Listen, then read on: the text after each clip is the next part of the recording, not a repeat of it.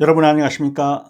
내일 미용사 필기 2025년 26년 시험 대비 기출 및 예상 문제 그 네 번째 시간입니다.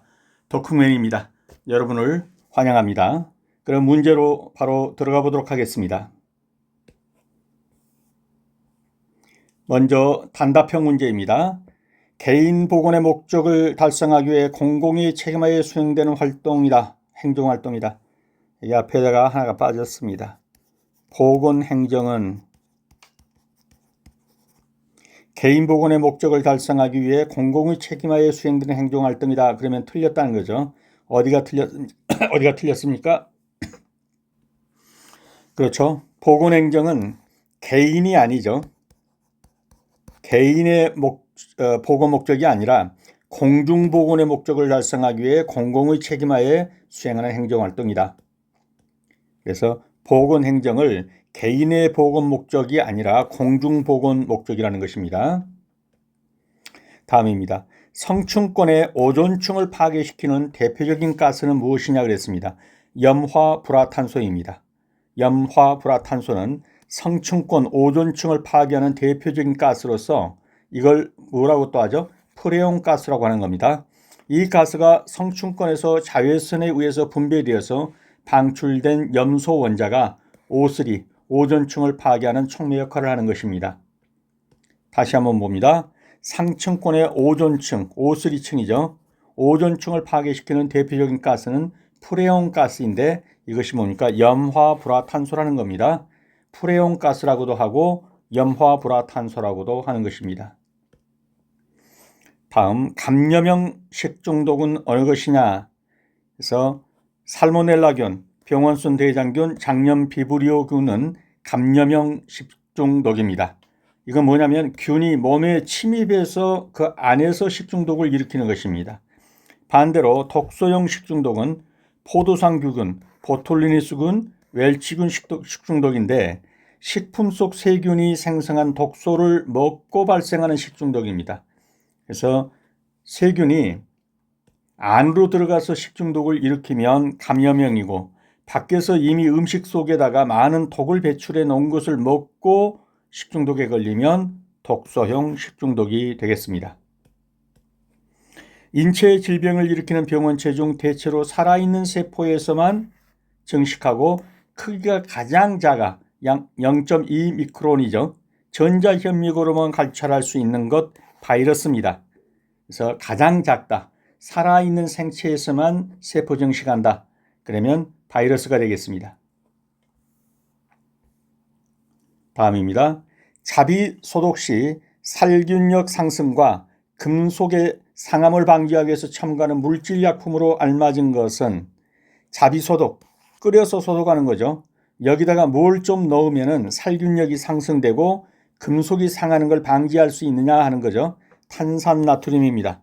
탄산나트륨을 첨가하게 되면 자비소독, 물을 끓여서 소독하는 데다가 탄산나트륨을 첨가하게 되면 살균력이 상승되고 금속이 상하는 것을 방지할 수 있습니다.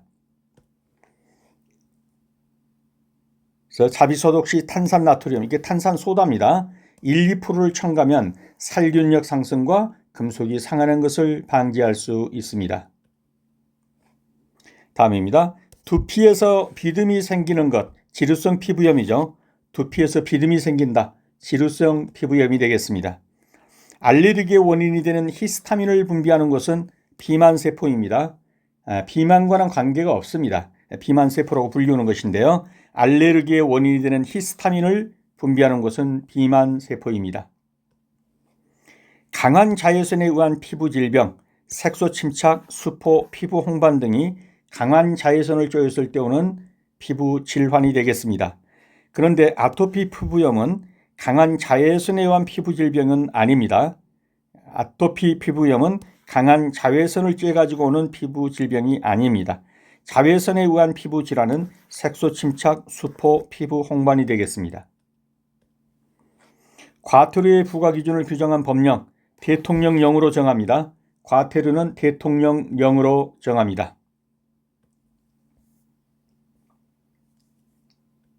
다음입니다. 기초 화장품을 사용하는 목적은 클렌징, 즉 노폐물을 제거하고 그 다음에 피부 보호, 보습이라든가 이런 걸로 피부를 보호하고 영양을 공급해 주는 것이 기초 화장품의 목적입니다. 다시 한번 봅니다. 기초 화장품을 사용하는 목적, 노폐물 제거, 피부 보호, 영양 공급입니다. 기초 화장품을 사용하는 목적이 아닌 것은 채취 방지, 데오도란트, 이 채취 방지는 기초 화장품이 아니죠. 이 부분 한번 읽어보시기 바랍니다. 땀의 분비로 인한 냄새와 세균 증식을 억제하기 위해 겨드랑이 부위에 사용하는 제품, 채취 방지, 데오도란트입니다. 같은 말이죠. 이 채취 방지나 악취 제거나 이것을 위해서 만들어진 화장품이 데오도란트가 되겠습니다.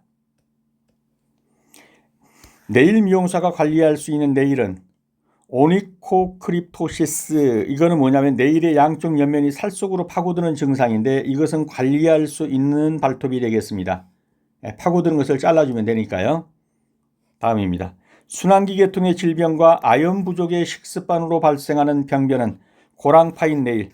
고랑파인 네일은 순환기 계통의 질병이 있거나 또는 아연이 부족해서 생기는 그러한 식습관으로부터 발생하는 병변입니다.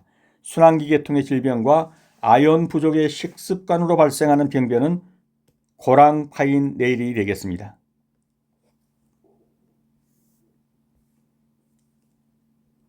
일부 손바닥의 감각과 손바닥 감각입니다. 손목의 뒤집힘 등의 운동 기능을 담당하는 신경으로 팔의 중앙부, 중앙신경입니다. 팔의 중앙부를 관통해서 손가락으로 들어가며 엄지손가락 근육 및 손바닥의 피부에 분포하는 신경은 무엇인가? 중앙신경 또는 정중신경입니다. 팔꿈치 안쪽에 존재하는 것이죠. 큐티클을 정리할 때 큐티클을 부드럽게 연화시켜서 잘 제거할 수 있도록 해주는 거 큐티클 리무버가 되겠습니다. 베이스 코트는 여러 번 도포하는 것이 좋다? 틀렸습니다. 베이스 코트는 얇게 한 번만 도포해 주는 것이 좋습니다. 베이스 코트는 네일 컬러의 지속력을 높여주고 손톱의 착색을 줄여주는 제품입니다. 그래서 이것은 얇게 한 번만 도포하는 것으로 족하지 여러 번 겹해서 도포하는 것은 좋지 않습니다.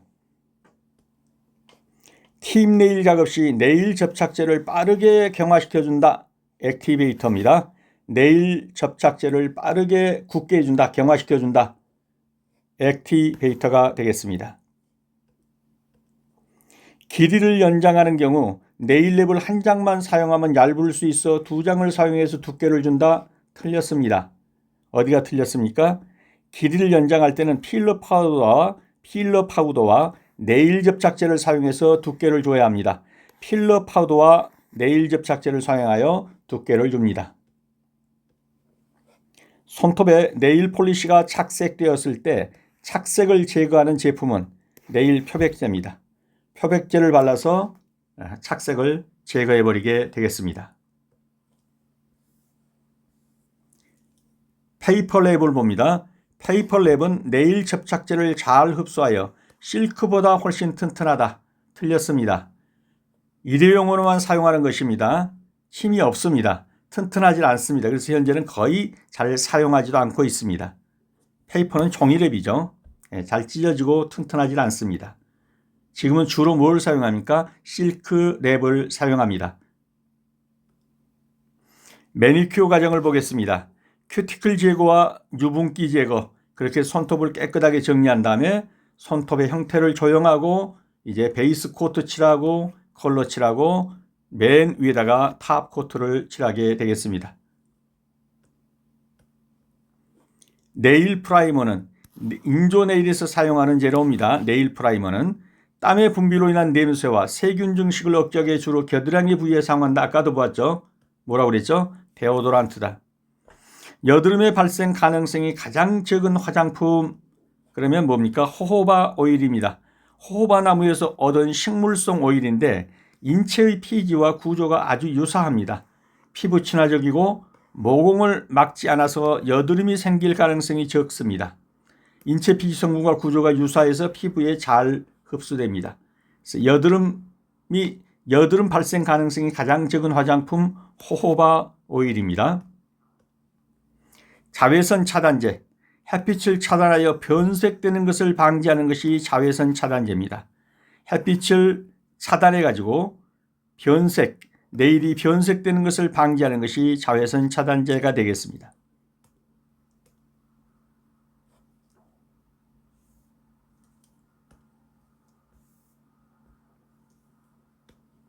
휘어진 네일에 덮어 단단하게 보강하는 네일 재료로 가장 적합한 것은 네일랩이죠. 찢어졌다. 랩을 덮어가지고 보강하는 것입니다. 소프트젤은 아세톤으로 제거되지 않는다? 틀렸습니다. 소프트젤은 아세톤으로 제거됩니다. 아크릴 네일은 글루 드라이어, 필러 파우더를 사용한다? 틀렸습니다. 아크릴 네일은 아크릴 파우더와 아크릴 리퀴드를 사용합니다.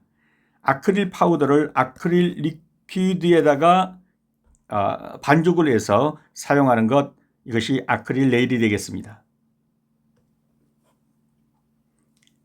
지금 본 단답형은 보면 바로 답을 고를 수 있는 것이기 때문에 한 번 들어서는 안 될 수 있습니다. 한두 번 반복해서 들으셔가지고 어떤 것이 답인지를 숙지해 두셔야 합니다. 그리고 여기서 숙지한 것은 이제 들어가려고 하는 사지선다형에서 보자마자 답이 튀어나올 정도로 이 단답형을 보셔야 합니다. 자, 그러면 사지선다로 들어갑니다. 보건행정의 의의에 대한 설명으로 틀린 것은 화면 중단하시고 정답 찍어봅니다. 정답이 눈에 들어왔죠? 정답은 몇 번입니까? 그렇죠. 4번이죠. 개인 보건의 목적이 아니라 뭐라고 그랬습니까? 공중 보건의 목적을 달성하기 위한 거라고 그랬죠. 이 부분은 읽어보시고요. 이것이 4번이 정답이 되겠습니다. 그래서 보건행정은 공중 보건의 목적이지 개인 보건의 목적이 아니다라는 겁니다. 문제 2번입니다. 성층권의 오존층을 파괴시키는 대표적인 가스는, 화면 중단하시고 답 찍어 보십시오. 찍으셨습니까? 네, 정답은 몇 번입니까? 염화불화탄소죠. 프레온 가스라고도 하고 염화불화탄소가 되겠습니다. 그래서 상층권의 오존층, O3층을 파괴시키는 가장 대표적인 가스는 염화불화탄소입니다. 이것을 프레온 가스라고도 하는 것입니다. 문제 3번입니다. 감염형 식중독에 속하는 것은, 화면 중지하시고 정답 찍어봅니다. 네, 정답은 살모넬라균 식중독이죠. 감염형 식중독입니다. 보툴리누스, 포도상귀군, 웰치군은 다 뭡니까? 독소형 식중독이 되겠습니다.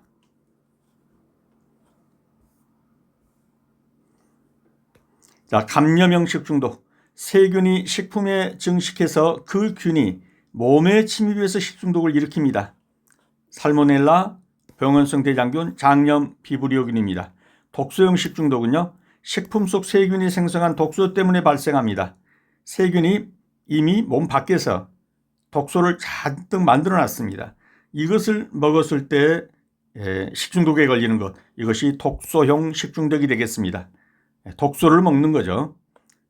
감염형 식중독은 세균을 먹어서 이 세균이 들어가서 식중독을 일으키는 것이고, 독소형 식중독은 아예 이 세균이 밖에서 독소를 만들어 놓은 독소를 먹고 식중독에 걸리는 것입니다. 그래서 이 내용도 알아두십시오. 문제 4번입니다. 인체의 질병을 일으키는 병원체 중 대체로 살아있는 세포에서만 증식하고, 답이 들어왔죠? 크게 가장자 현미경으로만 관찰할 수 있다. 무엇입니까? 그렇습니다. 바이러스입니다.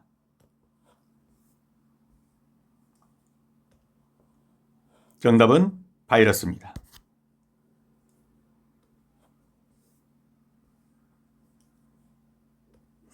자비소독 시 살균력 상승, 금속의 상함을 방지하기 위해서 첨가하는 물질이 뭐라고 그랬습니까? 자비소독은 끓여서 소독하는 거라고 그랬죠. 끓여서 소독하는 자비소독에서 뭘 넣으면 살균력이 상승되고 금속이 상함이 방지된다고 그랬습니까? 탄산나트륨 또는 탄산소다입니다.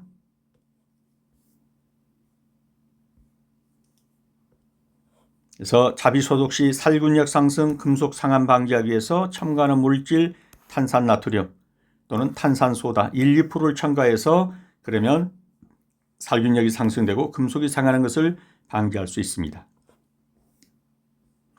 두피에서 비듬이 생기는 것을 뭐라고 그랬습니까? 지루성 피부염이라고 그랬죠.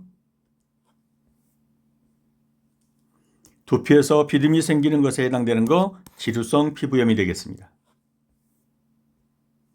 알레르기의 원인이 되는 히스타민을 분비하는 곳이 어디라고 그랬습니까? 비만세포입니다. 다시 첨언해서 말씀드립니다. 지금 넘어가면서 정답이 안 찍힌다. 화면을 멈추고 먼저 정답을 찍어보는데 정답이 안 찍힌다 그러면 제일 처음 단답형으로 돌아가서 몇 바퀴씩을 돌려보셔야 합니다. 보자마자 정답이 들어와야 합니다. 넘어가겠습니다. 알레르기의 원인이 되는 히스타민을 분비하는 것은 비만세포입니다. 비만세포라고 하니까 비만과 관련이 있다 없다 없습니다. 알레르기 반응에 중요한 역할을 하는 면역세포, 이걸 비만세포라고 하는 겁니다. 이 부분은 읽어보시기 바랍니다.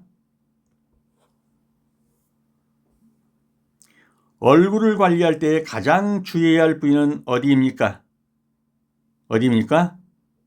눈이죠. 얼굴 피부 중에서 가장 주름이 많고 얇고 이런 부분이 어디입니까? 눈가입니다. 눈가의 피부는 다른 피부에 비해서 피의 두께가 2분의 1 정도로 얇습니다. 피지선이 적어서 건조하기 쉽습니다. 하루에도 수많은 표정을 짓기 때문에 미수한 근육을 사용하기 때문에 주름이 쉽게 잡힙니다. 그래서 얼굴을 관리할 때 가장 주의해야 할 부위는 눈이 되겠습니다.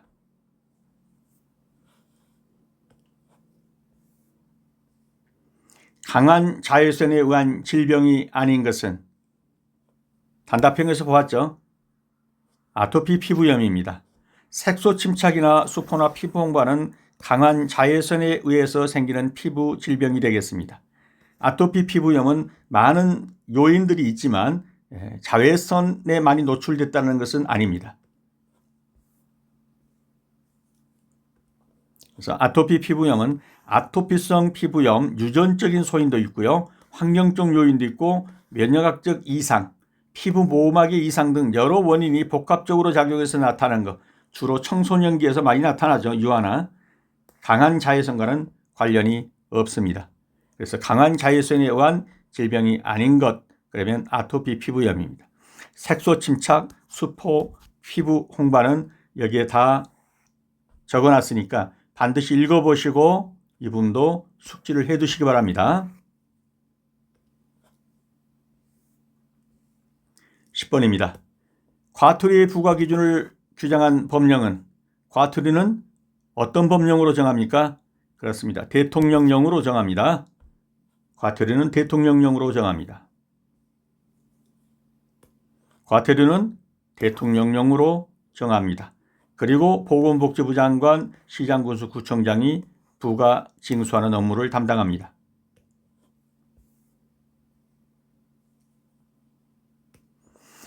11번입니다. 기초화장품을 사용하는 목적이 아닌 것은? 자, 기초화장품을 사용하는 목적 아까 봤죠? 아닌 것은 답은 1번입니다. 노폐물 제거, 클렌징, 피부보호, 보습이라든가 영양공급 이런 것들은 다 기초화장품의 기능에 속하는 것이죠. 채취 방지는 기초화장품의 목적이나 기능이 아닙니다. 그래서 채취 방지하는 대표적인 제품이 데오도란트라고 그랬죠. 그래서 어깨, 겨드랑이 등에 뿌려서 채취를 최소화한다. 액취 방지는 땀샘에 직접 작용해서 땀 발생을 억제하기도 합니다. 노폐물 제거, 피부 영양 공급은 기초화장품의 목적이 될 수 있습니다. 이 부분도 섬세하게 읽어보시기 바랍니다. 12번입니다. 땀의 분비로 인한 냄새와 세균 증식을 억제하기 위해 겨드랑이 부위에 사용하는 거 조금 전에 봤죠? 정답은요, 데오도란트가 되겠습니다.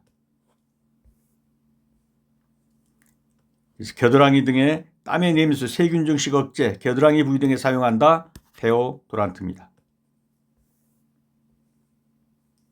네일 미용사가 관리할 수 있는 네일은 어떤 것이냐? 단답형에서 우리가 볼 때 뭐라고 그랬습니까? 오니코크립토시스, 즉 발가락을 파고드는 네일입니다. 이것은 관리할 수 있습니다. 이러한 것들은 관리할 수 없는 네일이 되겠습니다. 네일 미용사가 관리할 수 있는 네일, 오니코크립토시스. 네일의 양쪽 연맥이 살 속으로 파고드는 것, 이것은 파고드는 것을 잘라주면 됩니다. 그래서 관리할 수 있는 네일입니다. 그러나 파로니키아, 오니코프토시스, 오니코크리포시스 이런 것들은 관리할 수 있는 네일이 아닙니다. 이걸 다 알기가 어려우니까 관리할 수 없는 있는 네일을 주로 알아두시면 되겠습니다. 관리할 수 있는 네일입니다. 파고드는 것, 이건 관리할 수 있습니다. 네일 주위에 피부 염증이 있다. 병원에 가봐야 합니다. 오니코프토시스, 네일이 떨어져 나가는 증상, 이것도 병원에 가봐야 합니다. 오니코크리포시스, 네일이 심하게 변형되는 거, 이것도 병원에 가봐야 합니다.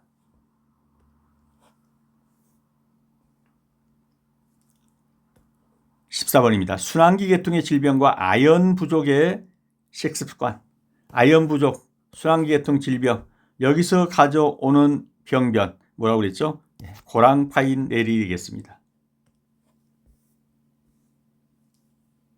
그래서 고랑파인 네일은 순환기 계통의 질병과 아연이 부족하다. 아연 부족, 그러면 바로 고랑파인 네일. 비타민 B군 부족 등 영양소가 부족할 때 발생하기 쉽다. 고랑파인 네일이 되겠습니다. 네, 교조증, 손톱 물어뜯는 버릇이죠. 교조증, 조각 비대증, 커지는 겁니다. 유전질병 내부의 감염 등으로 발생하는 것. 조각 변색증, 혈액순환 심장기능 이상, 과도한 자외선 노출로 발생합니다.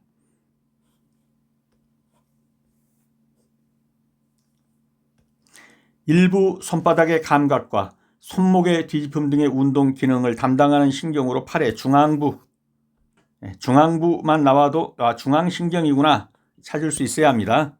정답은 정중신경입니다. 정중신경은 어디 있는 신경입니까? 여기 보이시죠? 팔꿈치 안쪽입니다. 그래가지고 이것이 이 손가락을 움직여 펴고 앞으로 뒤집고 뒤로 뒤집고 이걸 하는 것이 정중신경입니다. 그래서 여기서 묻는 것은 정중신경이 되겠습니다.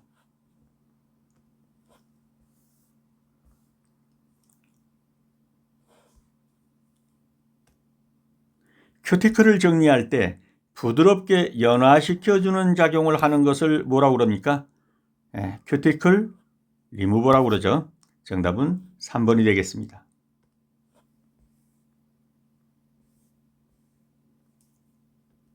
큐티클을 정리할 때 큐티클을 부드럽게 연화시켜줘서 잘 제거될 수 있게 만들어주는 것을 큐티클 리무버라고 합니다.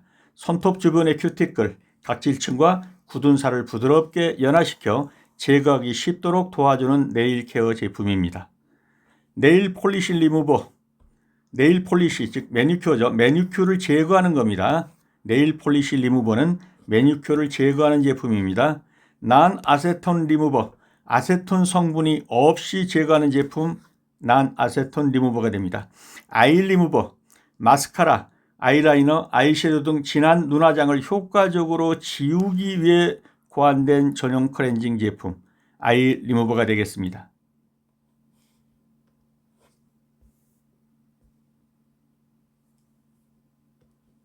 매니큐어에 대한 설명으로 틀린 것은 정답이 눈에 들어왔습니까? 네, 정답은 몇 번입니까? 3번이죠. 베이스 코트는 여러 번 도포하는 것이 좋다. 틀렸습니다. 베이스 코트는 한 번만 1회 도포면 됩니다. 한 번만 도포하면 됩니다. 나머지는 전부 맞는 지문이 되겠습니다.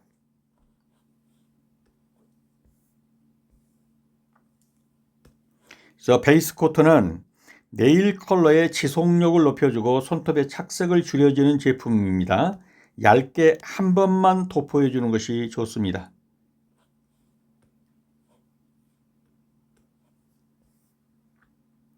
팁 네일 작업 시 네일 접착제를 빠르게 경화시켜주는 제품은 네일 접착제를 경화시킨다. 액티베이터죠. 네일 접착제를 빠르게 경화시켜주는 굳게 하는 제품 액티베이터가 되겠습니다.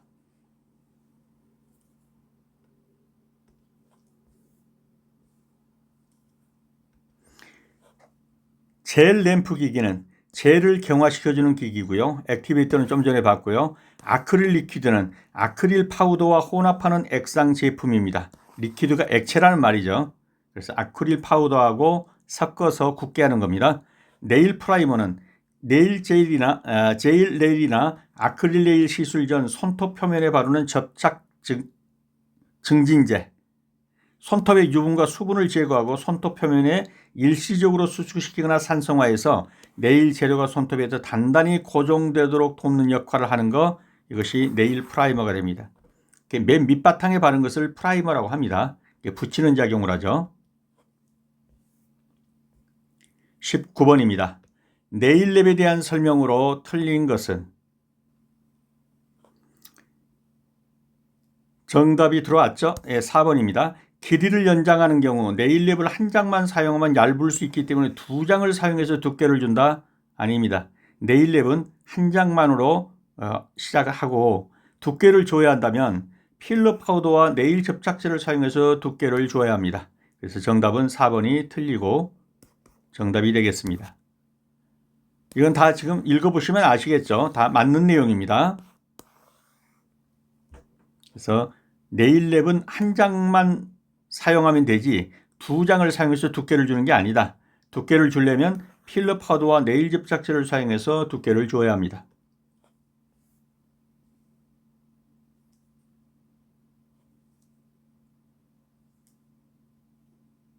네일랩 익스텐션이 뭐냐? 이렇게 연장하는 거. 이것을 가리켜서 네일랩 익스텐션이라고 하는 겁니다.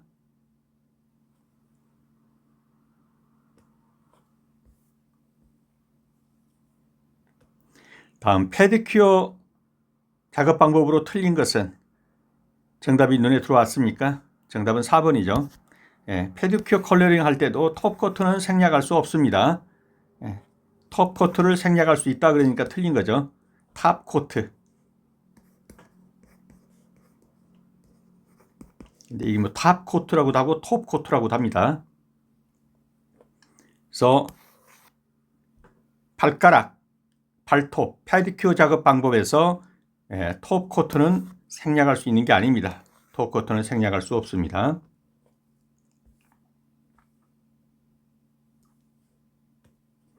그래서 페디큐어 컬러링 시에도 톱코트는 생략할 수 없다. 페디큐어의 탑코트는 매니큐어의 마지막 단계에 바르는 투명한 액체, 색상을 보호해주고 지속력을 증대시켜주고 광택 효과를 내게 하는 것이 탑코트입니다. 이 탑코트는 생략할 수 없습니다. 21번입니다. 손톱에 네일 폴리시가 착색되었을 때 착색을 제거해 주는 거 무엇이라고 그랬죠? 표백제입니다. 2번이 되겠습니다.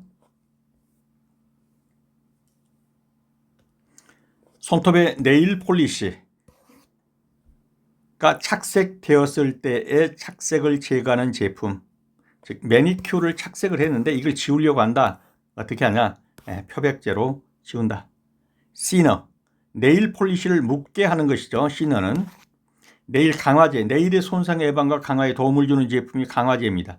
네일 폴리시 리무버는 네일 폴리시를 제거하는 제품이 되겠습니다.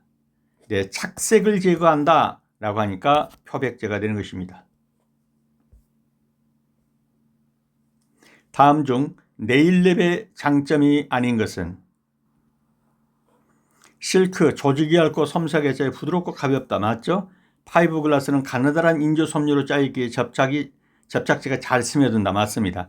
리넨은 실크보다 굵은 수지의 층으로 짜여있어 두껍고 강하다. 맞습니다.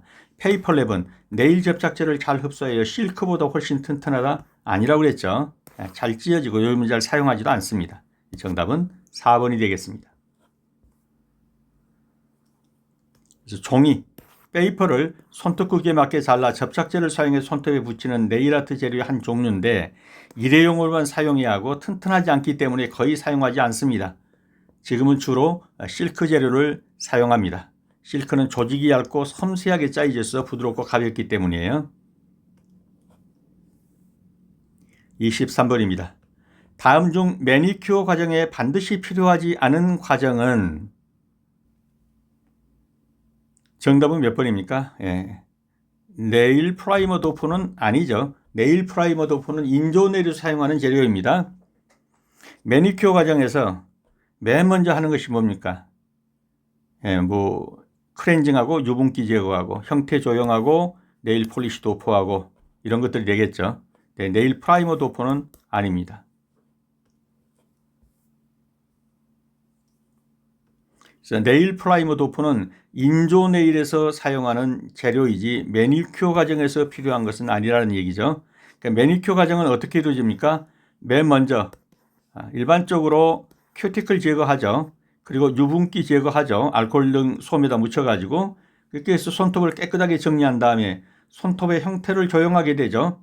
그리고 베이스 코트, 컬러, 탑 코트 순서대로 맨 먼저 베이스 코트 칠하고 두 번째 매니큐어 칼라 칠하고 마지막으로 광택을 내고 하는 탑 코트를 마지막으로 칠하고 이런 순서로 한다.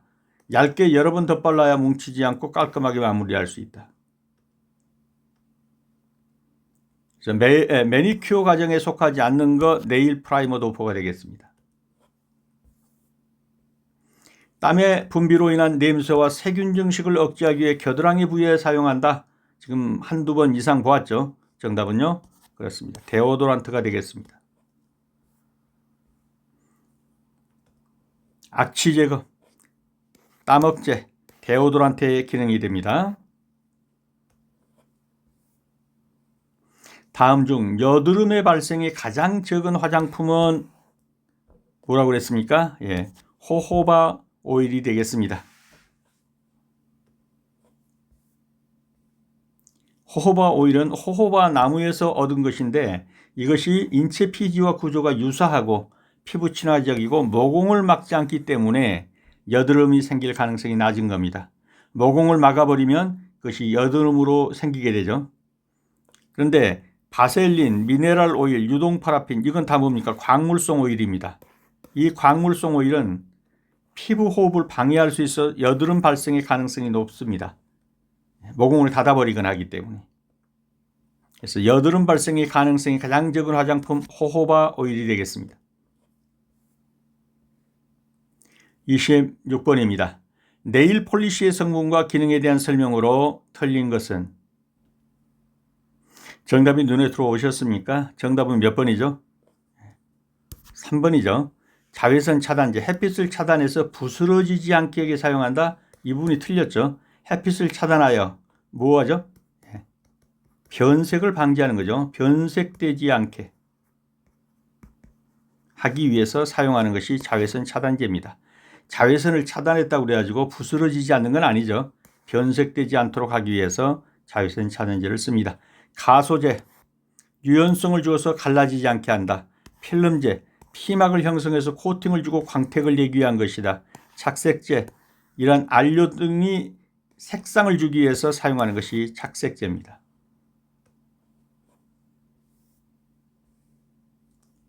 그래서 자외선 차단제는 햇빛을 차단해 가지고 뭐 한다고요? 변색되는 것을 방지하는 것이지 갈라지는 것을 방지하기 위한 것이 아닙니다. 그래서 정답은 3번이 되겠습니다. 27번입니다. 네일의 특성에 대해서 옳은 것은 정답은 눈에 들어왔죠. 네, 1번이죠. 중지 손톱이 소지 손톱에 비해 빨리 자랍니다. 가장 빨리 자라는 것이 중지 손톱입니다. 발톱이 손톱보다 빨리 자란다. 틀렸죠. 손톱이 2배 더 빨리 자랍니다. 발톱보다. 여름보다 겨울이 빨리 자란다. 틀렸습니다. 여름이 더 잘 자랍니다. 외부의 영양이 공급돼야 한다. 틀렸습니다. 어디가 틀렸습니까? 외부가 틀렸습니다. 외부에서 영양 공급 안 됩니다. 내부에서 영양이 공급돼야 합니다.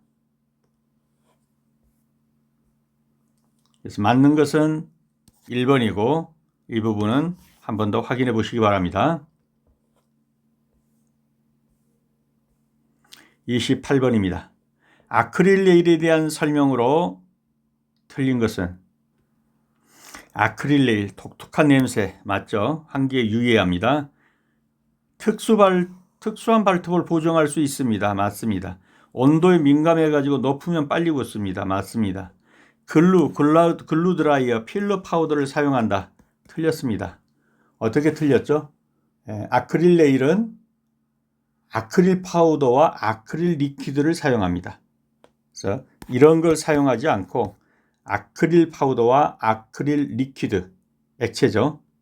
이것을 사용하는 것입니다. 그래서 정답은 2번이 되겠습니다. 다시 한번 봅니다. 아크릴 레일. 아크릴 레일은 아크릴 파우더하고 아크릴 리퀴드를 사용합니다. 이 부분을 한번 읽어보시기 바랍니다. 29번입니다. 젤 레일에 대한 설명으로 틀린 것은 정답은 눈에 들어왔죠? 소프트 젤은 아세톤으로 제거되지 않는다 그랬는데 틀렸죠? 아세톤으로 제거됩니다. 아크릴에 비해 젤 레일은 어떻습니까? 냄새가 적죠? 거의 없죠? 아크릴은 냄새가 강합니다. 그런데 젤 레일은 냄새가 거의 없다. 네일 폴리시에 비해 광택이 오래 지속된다. 젤 레일 맞습니다. 젤 레일은 강도에 따라 하드 젤과 소프트 젤로 구분된다. 맞습니다. 아세톤으로 제거되지 않는다? 아닙니다. 소프트 젤은 아세톤으로 제거됩니다. 3번이 틀리고 정답이 되겠습니다.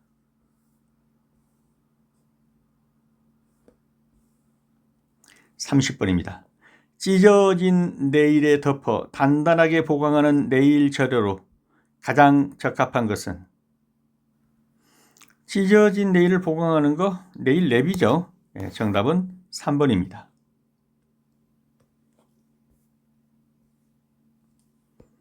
네일 팁은요. 길이를 연장하여서 만드는 인조 손톱, 그게 팁이고 네일 폼은 손톱을 연장하려 할 때 사용되는 받침대, 감아가지고 놔두면 어떤 형태를 유지하게 만드는 거죠. 이 폼을 유지하는 거죠. 그래서 종이 또는 재사용 가능한 틀로 되어 있습니다. 이게 네일 폼입니다.